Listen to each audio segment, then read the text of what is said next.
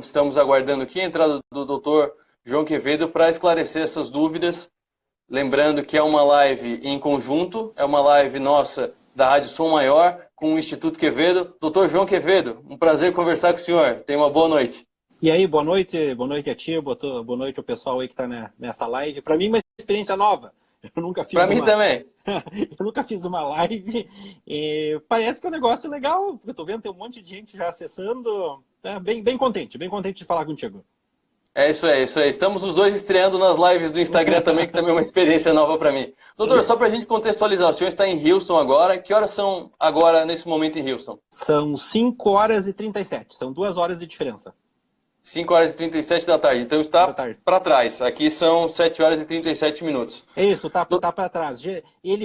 Essa diferença varia entre 2 horas, quando é verão aqui, até certo. 4 horas, quando é inverno aqui e verão aí. Então, depende do horário. Apesar que agora o Brasil não tem mais horário de verão, então o máximo de diferença é 3. É isso aí. Doutor Quevedo, antes de a gente começar com as perguntas, a ideia dessa live foi do seu instituto, do Instituto João Quevedo. Eu quero ouvi-lo sobre a ideia, sobre o porquê realizar essa live, qual o objetivo. O que a gente tem observado é de que as pessoas elas estão adoecendo antes mesmo de contraírem o vírus, né? Na verdade, é um adoecimento emocional, é pânico, medo, insegurança. Provavelmente nos supermercados daí aconteceu a mesma coisa do que aqui, as pessoas compraram tudo o que precisavam e provavelmente o que não precisavam. Centenas de rolos de papel higiênico.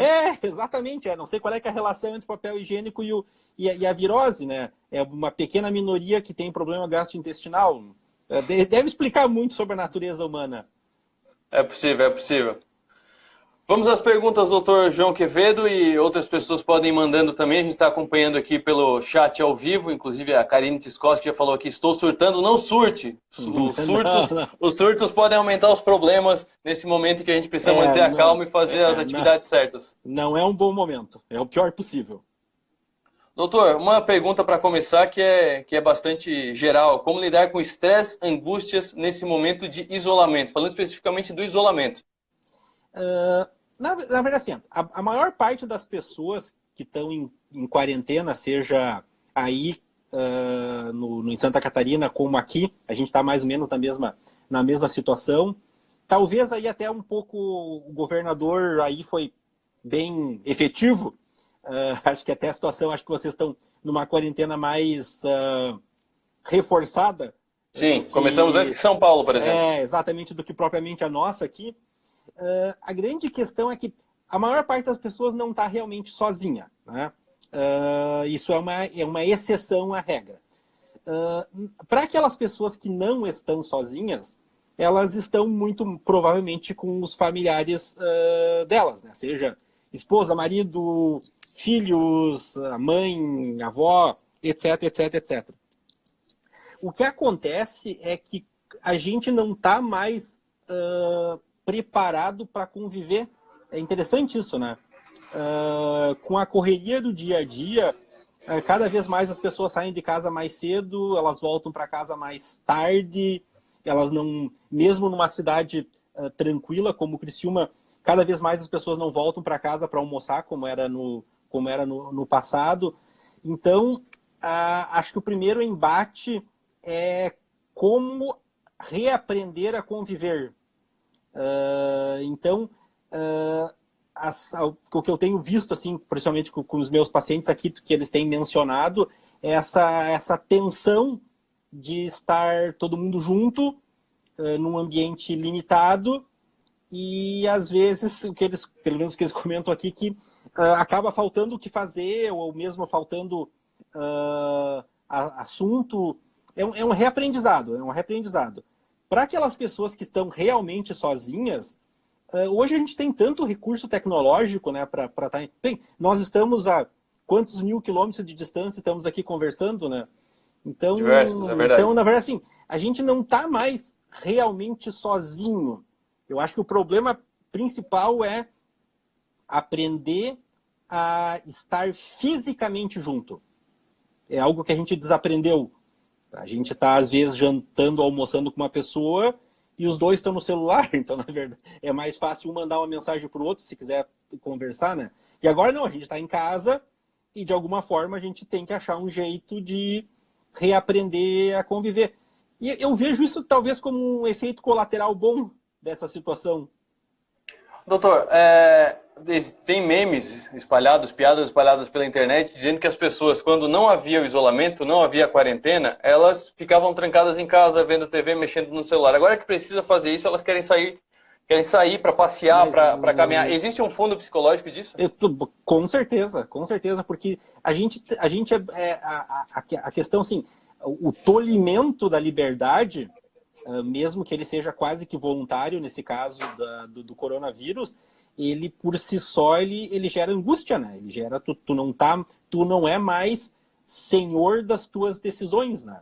Então, tipo, tu não pode sair de casa.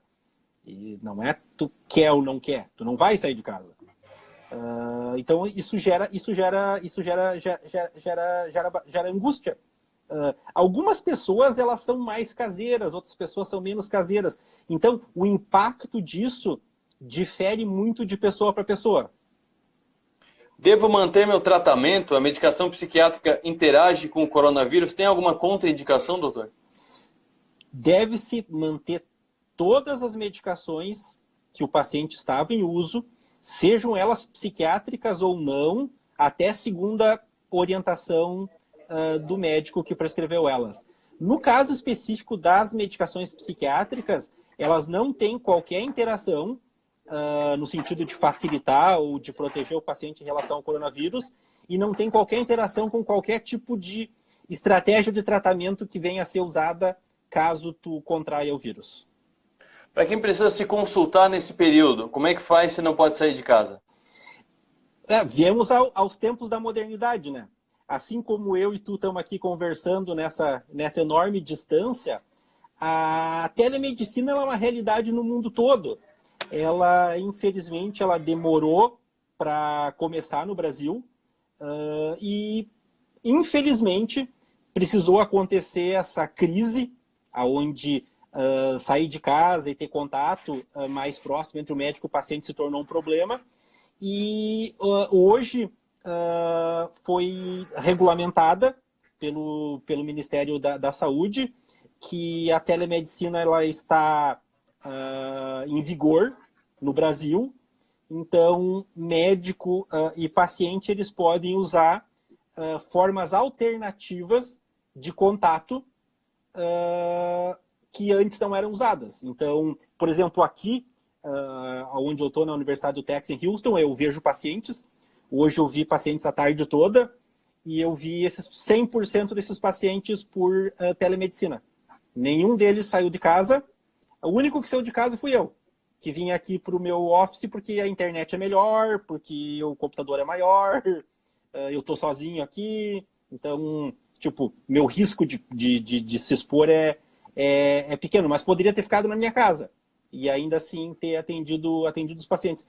Em especial na psiquiatria, onde a gente acaba não tendo a necessidade tão grande de examinar fisicamente o paciente. Na verdade, a gente examina as emoções, né?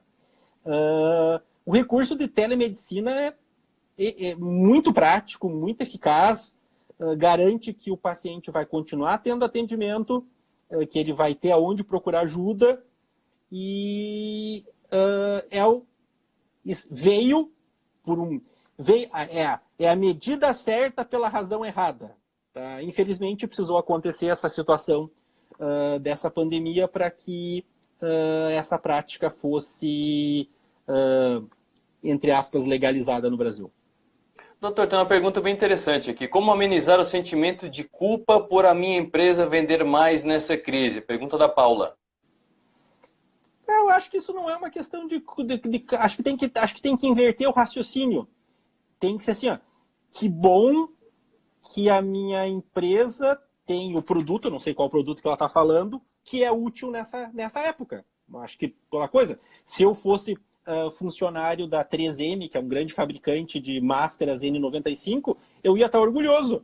Tipo, que bom que a gente está produzindo algo que é útil para as pessoas. E aí, a mesma coisa para o álcool gel, a fábrica de respirador, para a empreiteira que vai construir lá o hospital de campanha. Acho que as pessoas estão, cada uma dentro da sua melhor habilidade, fazendo o melhor para ajudar os outros. Se isso envolve uma contrapartida econômica, não vejo nada de errado nisso. Acho que a pessoa tem que se libertar dessas angústias.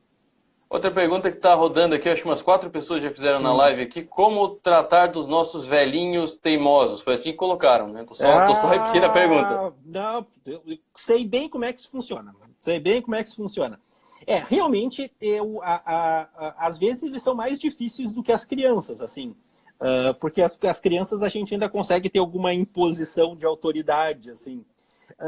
Mas às vezes tem que ser muito direto e simples. Tipo, não pode. Não pode porque tem um decreto do governador que não pode sair de casa. Ponto.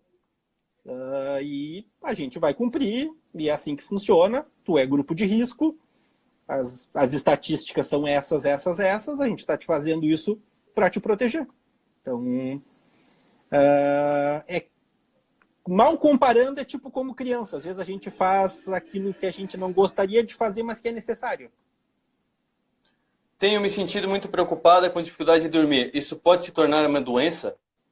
Se isso se prolonga, tá? Geralmente as pessoas que têm a dificuldade, sobretudo, de pegar no sono, o que está por trás disso é preocupação. Né? Então a pessoa deita e o cérebro não consegue desligar, não consegue fazer a transição entre estar acordado e estar dormindo. O que acontece é que essa transição ela é impedida pela ruminação. Sabe? Fica ruminando em cima daquela mesma questão. Será que isso vai acontecer? Será que isso não vai acontecer? O ansioso, ele vive no futuro, né? Então, acho que procurar relaxar, procurar pensar em outras coisas, desintoxicar daquele WhatsApp da família, com aquele monte de fake news. Acho que são pequenas medidas que a gente pode fazer que podem ser bastante úteis. A Annelise pergunta, como o senhor acha que sairemos dessa crise em termos de saúde mental? Todas vamos dizer assim, os grandes eventos, seja terremoto, tsunami, furacão, e no caso aí a questão da epidemia, ela deixa rastros do ponto de vista não só de perdas físicas e econômicas, mas também de perdas emocionais. Assim. Infelizmente, algumas pessoas que são mais suscetíveis, elas vão desenvolver quadros psiquiátricos que talvez não fossem desenvolvidos se essa situação não tivesse acontecido. O que a gente tem que fazer é tentar, ao máximo, fazer a prevenção, sabe? Tentar ajudar as pessoas a relaxar, a diminuir a ansiedade, a ficar mais ligado nas informações que importam e menos naquelas informações que são inúteis. Para quem está acompanhando pela Rádio Som Maior, a gente está fazendo uma live agora pelo Instagram, está reproduzindo pela Rádio Som Maior. Eu estou aqui na Rádio Som Maior, no perfil da Rádio Som Maior, @Rádio Som Maior, e o Dr. João Quevedo está no perfil do Instituto João Quevedo. Pergunta do Jonathan Jeremias. Como é que eu posso saber até que ponto a preocupação com tudo que está acontecendo é normal e até que ponto pode virar uma ansiedade que me traga algum dano psicológico e psiquiátrico? Todos os sintomas psiquiátricos que existem, eles são exacerbações de manifestações de comportamento humano em excesso. Né? Tipo, é normal ficar preocupado? Sim, é normal ficar preocupado. Porque se tu não ficar preocupado, tu não vai tomar as medidas que são necessárias, né? Tipo, não sair de casa, tipo, lavar as mãos, tipo, essas coisas todas. A questão é que existe uma fronteira, a gente chama uma zona cinzenta, entre uma preocupação que faz tu funcionar melhor e uma preocupação que faz tu funcionar pior. Então, a gente diz que qualquer disfunção de comportamento ela se torna potencialmente doença quando ela impacta o teu funcionamento, sabe? Tu começa a funcionar pior do que seria o teu normal. Tipo, Tu fica tão preocupado que isso te consome um monte de tempo e te leva ou a não fazer o que tem que ser feito, ou fazer coisas que não são necessárias. A Flávia pergunta o que devemos fazer para manter a calma de pessoas que já possuem histórico de ansiedade. Isso é uma pergunta bem importante, assim. Considerando que essa pessoa ou está em tratamento, ou já fez tratamento, e está melhor da ansiedade, a preocupação que ela está trazendo para nós é o risco de uma recaída no transtorno de ansiedade. Nesse sentido, a questão mais importante não é sonegar a informação, a questão é ajudar a essa pessoa a filtrar a informação, sabe? Separar o joio do trigo, separar o que é realidade daquilo que é excesso, daquilo que é fake news, daquilo que não ajuda, que não soma. Como não entrar em pânico com tantas informações sobre o Covid-19? Pergunta do Lucas. Desativa o WhatsApp por 24 horas que tu tá salvo. Sobretudo aquele grupo da família, sabe? Aquela tia desocupada que às 6 da manhã te dá bom dia. É a mesma tia que vai te mandar aqueles áudios de autoria duvidosa, que não acrescenta nada. Assim, todo mundo virou especialista em coronavírus. Sim. Sabe? E não é verdade. Assim, as pessoas que têm a capacidade de discutir esse tipo de situação do ponto de vista técnico são muito poucas. Tá? São muito poucas mesmo. E, felizmente, a maior parte delas trabalha para o governo. Seja do governo federal, estadual e municipal. Então, se tu ouvir o ministro da Saúde do Brasil, que está fazendo um trabalho excepcional, se tu ouvir o secretário da Saúde do Estado de Santa Catarina, que está fazendo um trabalho excepcional, se tu ouvir o secretário da Saúde de Criciúma, que também está fazendo um trabalho excepcional, tu tem a informação toda que tu precisa, tu não precisa mais nada. Tudo que tu for ouvir além disso é irrelevante para a tua necessidade. Então, tipo, a mortalidade na Itália é gigantesca, mas a Itália é a Itália, a gente tem tecnicamente, os técnicos têm o que aprender com o que está acontecendo com a Itália, mas para a população em geral, a não ser que tu tenha família por lá, o que está acontecendo lá é lá, o que está acontecendo no Brasil é no Brasil. Então, foca no local. Tá? Em São Paulo está terrível. Não está nem tanto assim. Mas ok, está pior do que Santa Catarina, mas Santa Catarina está melhor. Mas Santa Catarina está terrível, que nem está tanto assim, mas Criciúma está melhor. Então, vê a tua realidade, tu vai ver que as coisas, parece que, se falando de Brasil especificamente, as coisas não estão indo mal. Acho que as esferas de governo federal, estadual e municipal estão fazendo o que tem que ser feito. E eles estão apoiados pela ciência. Eles não estão inventando da cabeça deles, não é achismo. Então, não é a primeira epidemia, cara. Em 2009, tu não deve lembrar, porque tu devia ser bebê ainda, Arthur. Não tanto. Em 2009 a gente teve aquela gripe suína, se vocês forem lembrar. Cara, aquilo lá era até mais assustador, porque se tu lembrar, o grupo de risco para maior mortalidade eram as mulheres grávidas e as crianças. Eu lembro que eu tinha na época, meus 2 meninos eram bem pequenos, foi realmente estressante. Não sei se tu lembra que eles chegaram a fazer um hospital de campanha ali na frente ali do lado do Hospital São José, para fazer a triagem. Sabe, a coisa foi... Não foi... O vírus teve uma mortalidade mais alta do que o coronavírus tem. Entretanto, ele tinha a capacidade dele de contágio era menor. Então, ele era menos contagioso, mas em contagiando ele era mais letal. Então, não é a primeira epidemia da história da humanidade. Não é a primeira epidemia da história da vida das pessoas que nasceram antes de 2009 e não vai ser a última.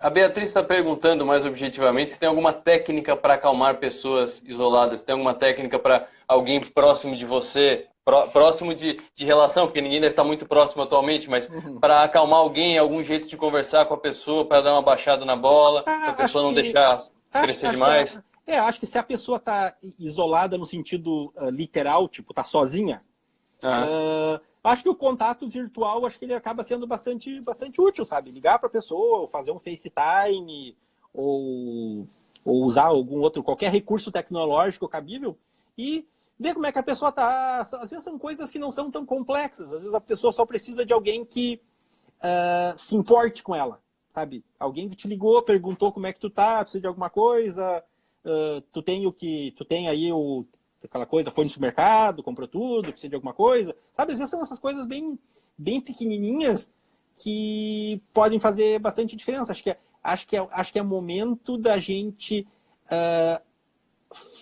não partir do pressuposto que as pessoas sabem que a gente se importa com elas. A gente tem que ser literal, sabe? Então, agora é a hora de ligar para as pessoas, perguntar como é que elas estão, se oferecer para ajudar, sabe? Fazer coisas, ser gentil, sabe?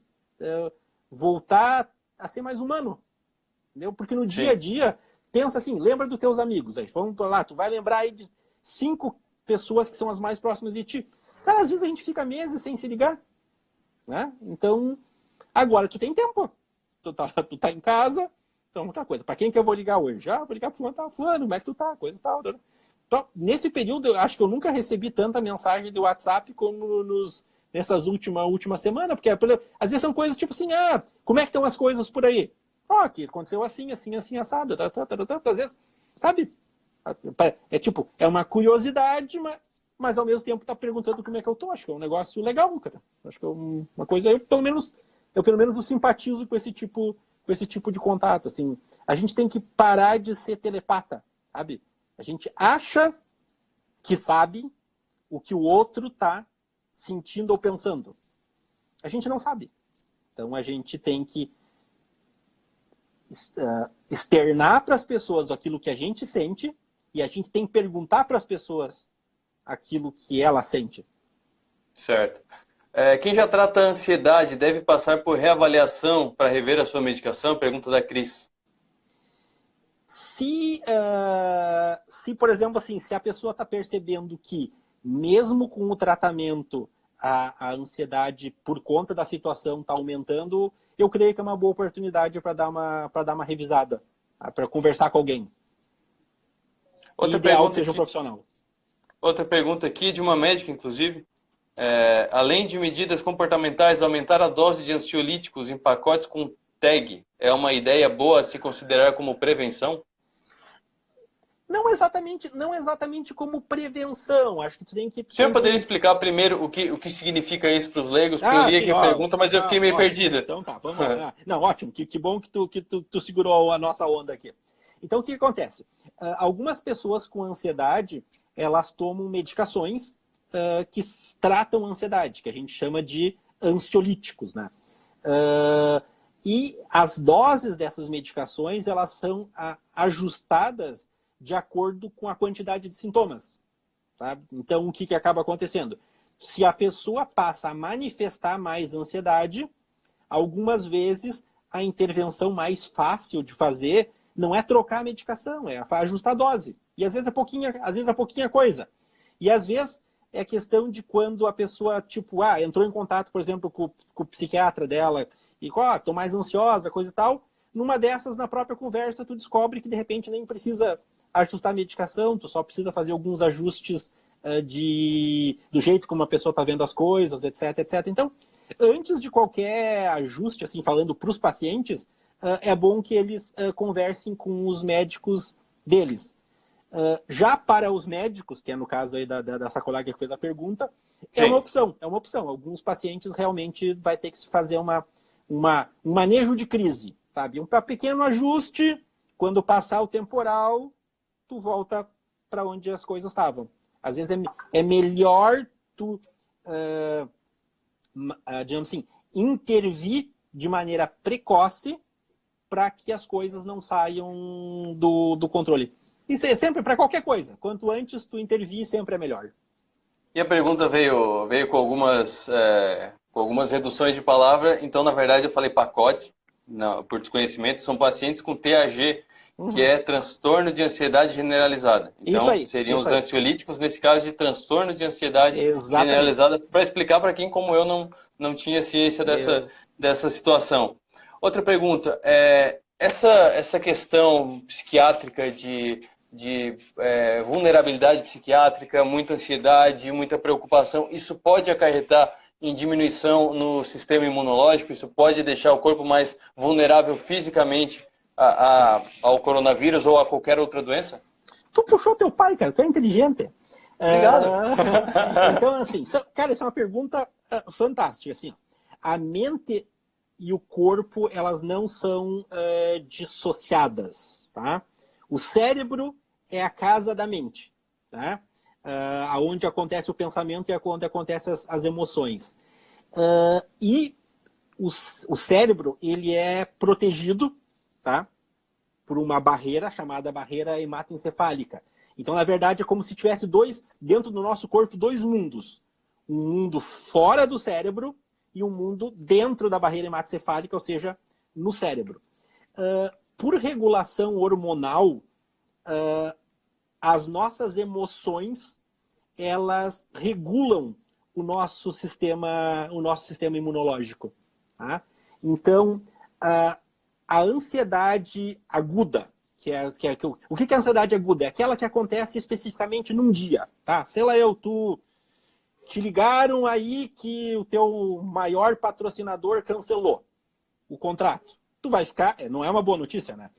Não. Eu sei que isso não acontece contigo, mas teoricamente, se isso acontece, tu vai ficar ansioso, né? Sim.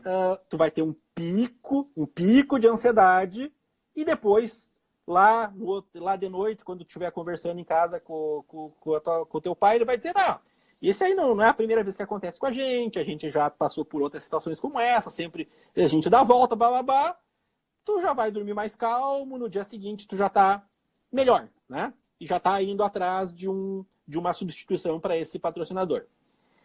Entretanto, se todos os dias tu tiver alguma coisa dando errado de maneira importante, aí tu foi em casa, lá ele não, nada vai dar errado, e no dia seguinte, não, agora eu vou, tudo vai dar certo. Aí tu chega, aí tu bate o carro. Aí, aí de novo, não, carro, dei material, babá. No dia seguinte, acontece outra coisa, e é outra coisa, e outra coisa, e outra coisa. Então, essa repetição do estímulo estressor é que é o problema. Com essa história do coronavírus, o estresse está acontecendo todos os dias, porque todo dia tem uma notícia que invariavelmente é pior do que a do dia anterior. É assim que a coisa funciona. E algumas pessoas são mais suscetíveis biologicamente a isso, e aí, então, essa emoção, ela desregula o sistema imune e essas pessoas ficam mais suscetíveis a terem doenças físicas ou, na ocasião de tê-las, elas ficam menos capazes de ter uma resposta imune adequada. Não sei se eu consegui ser mais ou menos didático nesse sentido. Sim. Pois então, tem uma pergunta aqui bastante delicada da Jade. Minha mãe tem reclamado de dor ao lado do peito nesses dias de caos e é depressiva. Podemos dar um calmante natural para ela ficar mais tranquila? Porque eu vejo que ela está bem tensa. Acho que a primeira coisa, assim, dor no peito, pessoa idosa, a primeira coisa tu tem que descartar que seja algo físico. Né? Assim, tu tem que sempre levar em consideração de que qualquer sintoma físico, ele primeiro tem que ser encarado como um sintoma físico. Se não tem nada físico, aí o que sobra é a questão de causa emocional ou causa somática.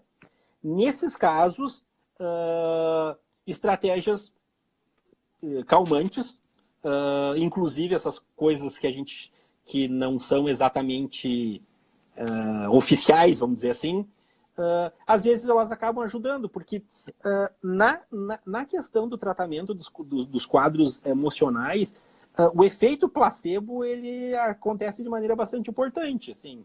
Às vezes, se o paciente toma algo que nem é tão eficaz assim, mas ele acredita que aquilo vai ajudar, às vezes isso acaba sendo útil. Mas, primeiro, descarta que não tem nada físico. Depois, se vai para a questão emocional. O uso de remédios indutores do sono, como o Zolpidem, nesse período de confinamento e isolamento, pode trazer algum malefício ou viciar com uso esporádico nesse momento? A questão essas medicações para para essas medicações indutoras do sono, elas são medicações que elas são prescritas para ser usadas se necessário. Então, se essa pessoa já tem essa medicação prescrita pelo médico dela, para que ela use caso ela precise, eu não vejo por que ela não usar, entende?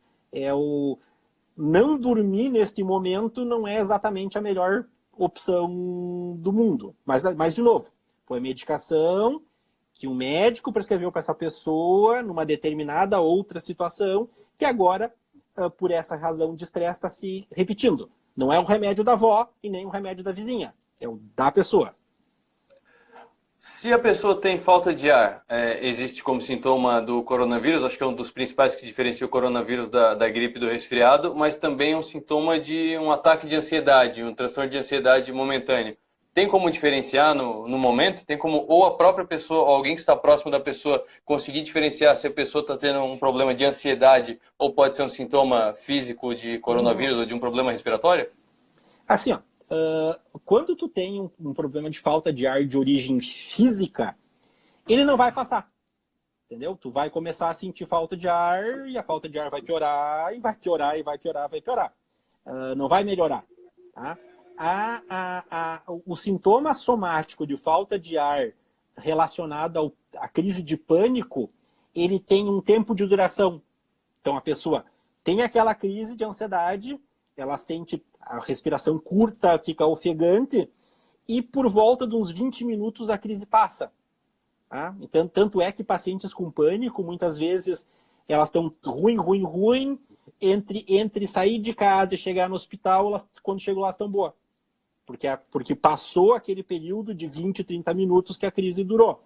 Já num quadro de etiologia de causa física, a pessoa vai chegar no hospital tão ruim quanto ela estava, né? Se não pior. Então, é a intensidade e a duração. Professor, o que você sugere para o fornecimento de receitas controladas, sendo que em alguns casos a escuta por teleconsulta não basta? Pergunta da Laís. Boa pergunta. Morram de inveja.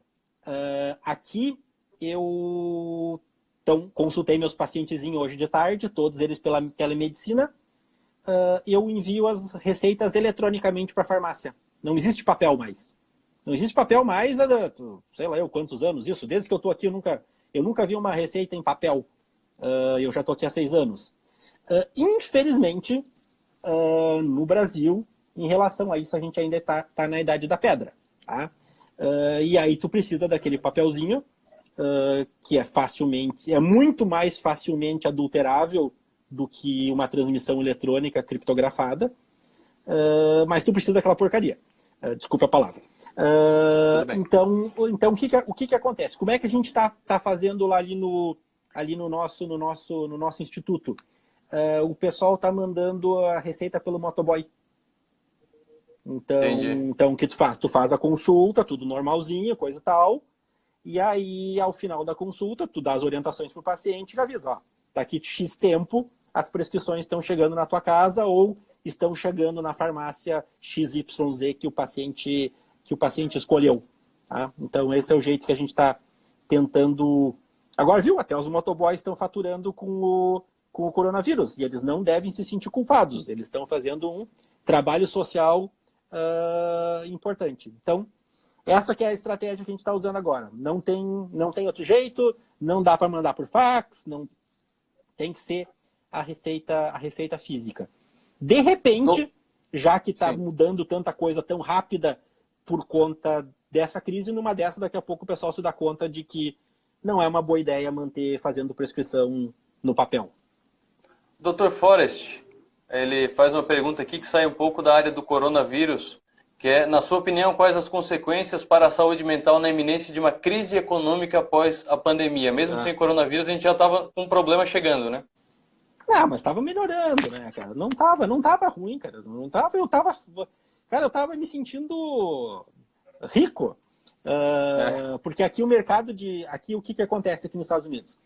O nosso fundo de aposentadoria, ele fica no mercado, né? Então existem fundos que Então, na verdade, o empregador e o empregado, ambos depositam as suas respectivas partes num fundo de previdência privado, e esse fundo de previdência ele é investido no mercado. Tá? E desde que o Trump assumiu, a economia dos Estados Unidos estava fantástica. Né? E agora, tudo que se ganhou desde que ele assumiu foi por água abaixo. Assim, se tu for olhar lá o teu extrato, lá, assim, tem uma grande chance de tu ficar alterado. Então, assim, aconteceu, não é a primeira crise econômica que acontece no mundo, mas o que é importante nessa crise econômica? Ela não aconteceu por causa de fundamentos econômicos ruins. Ela aconteceu por cessação de transferência por falta de troca. Na verdade, a fábrica tem o produto lá, mas não tem quem compre, ou tem quem compre, mas não tem funcionário lá para produzir. Então, vai passar. De um jeito ou de outro, vai passar. Obviamente, as pessoas menos favorecidas economicamente, elas vão ter menos capacidade de poder administrar essa questão econômica. E aí vai acontecer. Acho que algumas pessoas vão enfrentar problemas. Aqui eles estão para injetar um pacote gigantesco de dinheiro na economia, com aumento de tempo de seguro-desemprego, empréstimo para as empresas, etc, etc. Pelo que eu tenho acompanhado do noticiário brasileiro, no Brasil eles estão fazendo mais ou menos a mesma coisa. Parece que agora até o governo do estado meio que prorrogou o tempo para pagar imposto, etc, etc. Os governos vão ter que fazer alguma coisa, não vai ter muita saída, porque é uma situação tão atípica, né? Não é aquela... Foi um tsunami que veio e pegou todo mundo desprevenido. Doutor, o senhor concorda que esse estresse da Covid-19 está nos afetando a todos e pode nos adoecer ainda mais? Sim, é uma possibilidade, e por isso essas medidas que a gente vem discutindo aí ao longo da nossa conversa. Menos informação certa, foco no hoje. Amanhã é amanhã. Doutor, um recado final, uma recomendação final para os nossos ouvintes e para os nossos seguidores aqui das redes sociais. Assim, rede social é muito legal, assim, mas vamos focar nas fotinhos, sabe? Aquela coisa, as fotinhos das crianças, fotinho dos TBT lá das quinta-feira, do pessoal dos hospitais lá com as plaquinhas lá nós estamos aqui por vocês, coisa e tal, que é super legal, cara. Acho que a gente tem que, sabe, tentar sair um pouco da negatividade, focar na coisa positiva. Ver que tem pessoas que estão na linha de frente, aí o pessoal da saúde, o bombeiro, o cara da polícia, o lixeiro, cara. Tu imagina se o lixeiro não trabalha, cara? Que caos que vai ser. Então, assim, acho que é um momento assim de tu valorizar essas pessoas, cara, agradecer elas, sabe? Dizer, a hora que o lixeiro passar na frente lá do teu prédio, lá tu grita lá da sacrada, obrigado, cara, vai lá, vai firme. Lá no final do ano, lá na hora de fazer a caixinha deles, vamos lembrar deles. Sabe, acho que tem bastante coisa legal para... Neste momento, a gente está vendo o melhor e o pior das pessoas. Doutor Quevedo, obrigado pela parceria aqui nessa live, foi muito interessante. A gente já está chegando, ultrapassando os 45 minutos de conversa aqui para as pessoas, tanto os seguidores da Som Maior quanto os seguidores do Instituto João Quevedo. Obrigado pelos esclarecimentos. Muita gente deixando mensagem durante a nossa conversa que a gente está ajudando muito, informando muito bem. Muito obrigado. Não, grande oportunidade, cara. Gostei dessa brincadeira. Vamos fazer mais seguido. Vamos fazer mais. E só para reforçar, menos informação melhor. Acompanhe a Som Maior e acompanhe o 48. As informações que a gente coloca lá não são informações de orelhada, são informações que a gente vai atrás, a gente confere nos órgãos oficiais, naqueles que estão envolvidos diretamente. Então, se está lá no 48, está na Som Maior, são informações que a gente já conferiu e reconferiu, e são informações com todo o embasamento necessário para não aumentar a histeria, para não causar nenhuma desinformação. Grande abraço. Um abraço, doutor. Até a próxima. Tchau, tchau. Tchau, tchau. E muito obrigado para os nossos seguidores. Até a próxima.